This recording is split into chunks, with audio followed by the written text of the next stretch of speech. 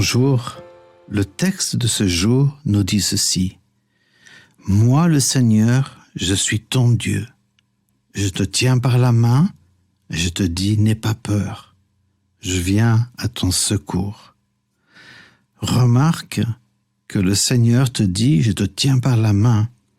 Je crois qu'il s'agit là plus qu'une pratique culturelle. Il te tient par la main lorsque tu marches dans l'obscurité, lorsque tu ne sais pas où tu en es, lorsque tu es perdu dans le noir, égaré, et que tu crains de trébucher en faisant un pas en avant. Il est là avec toi et il prend ta main pour te conduire, pour te rassurer. Sache que le Seigneur te prend par la main lorsque tu te sens perdu ou dans l'inquiétude. Mais tu sais que l'arrière-plan de ce chapitre est l'idolâtrie. Le verset 7 dit ceci. Le sculpteur encourage celui qui travaille l'or et l'argent. L'artisan qui aplatit le métal au marteau encourage le forgeron. Il dit de son travail, ça va bien, puis on termine la statue d'un faux Dieu en la fixant avec des clous. La statue d'un faux Dieu. Il y a une époque où le peuple d'Israël a découvert une nouvelle technologie, un nouveau métal pour forger des armes. Israël a découvert le fer, bien plus solide que le bronze.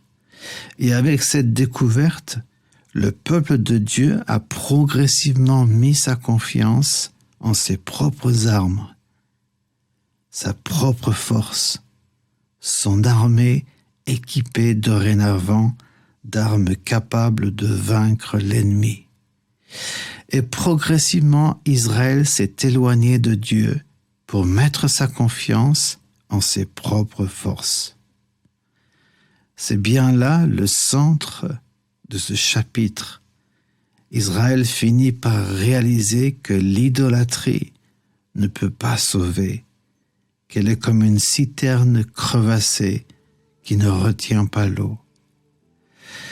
Ce texte nous confronte dans notre façon de vivre.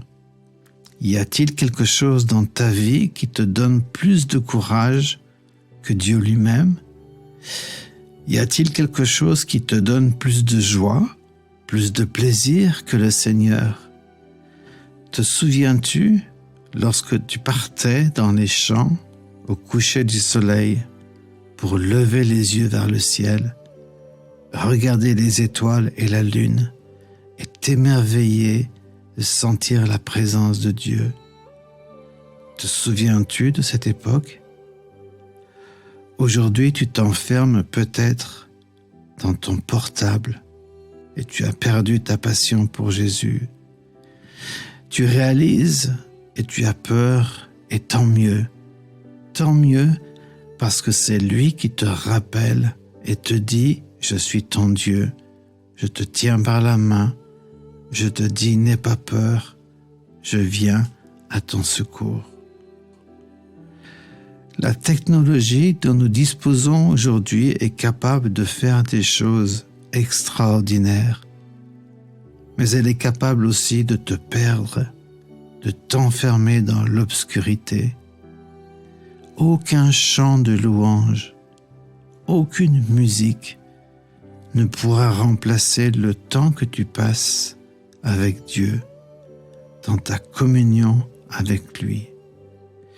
Il a soif d'entendre ta voix, il a soif de communion avec toi. Il a tellement envie d'entendre le timbre de ta voix, tes questions, tes inquiétudes, tes doutes. Tout ça lui manque énormément. Alors écoute, assis-toi là où tu es, fais le silence. Il est là dans le secret du silence. Et dis-lui, demande-lui de prendre ta main. Demande-lui de t'aider à retrouver une intimité avec lui comme celle que tu as perdue et reconnais que comme Israël, lorsqu'il a découvert une nouvelle technologie, tu t'es laissé prendre et progressivement, tu as pris des distances. Tu n'as plus ressenti le même feu dans ton cœur.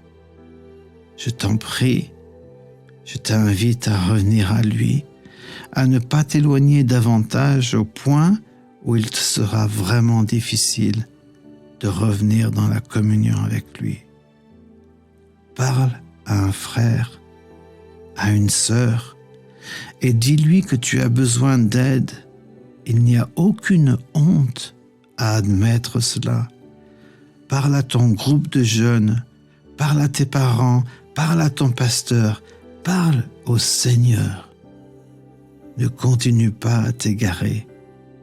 Laisse-le prendre ta main et demande-lui de ne plus la lâcher. Seigneur, écoute la prière secrète qui monte de ce cœur. Accueille-la pour l'amour de Jésus.